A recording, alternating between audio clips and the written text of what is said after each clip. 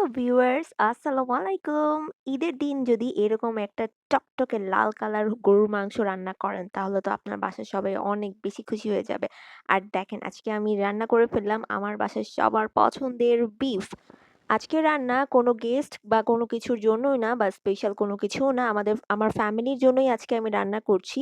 আর কোরবানি ঈদ যেহেতু আসছে তো ফ্রিজে গরুর মাংস রাখার তো কোনো দরকার নাই, তো আজকে আমি রান্না করে ফেললাম আমার ছেলেমেয়ের খুবই পছন্দের আমার হাতের এই বিফ কারিটা। আর আমি এখানে আলু দিয়েছি আর সাথে আমার পছন্দের গার্লিক দিয়েছি, কারণ আলু দিলে বাচ্চারা খেতে খুব পছন্দ করে। সো ভিউয়ার্স, আমার রান্নাটা কেমন হয়েছে আপনারা সবাই কমেন্ট করে জানিয়ে দিবেন।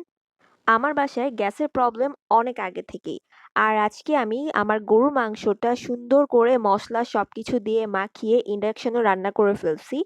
আর কালারটা দেখেন কত সুন্দর হয়েছে। তো আমি একটা প্লেটে আমার পছন্দ মতো মাংসের টুকরোগুলো আগেই নিয়ে নিয়েছি, কারণ এরপরে আর এই টুকরোগুলো আমি একদমই পাবো না, সবাই দেখেই খেয়ে ফেলবে। তো যাই হোক, আমি আগেই নিয়ে ট্রাই করতেছি যে দেখি টেস্টটা কেমন হয়েছে। আর আমার প্লেটে তো অবশ্যই একটা গার্লিক তো থাকবেই, আর গরুর মাংসের সাথে গার্লিক আমি আগের একটা ভিডিওতেও বলেছি অনেক পছন্দের আমার একটা খাবার। আর খাবার এত গরম ছিল আমি জাস্ট চুলা থেকে নামিয়ে খাওয়া শুরু করে দিছি। সবার কাছে আমার ভিডিওটি কেমন লেগেছে কমেন্ট করে জানাবেন। ধন্যবাদ।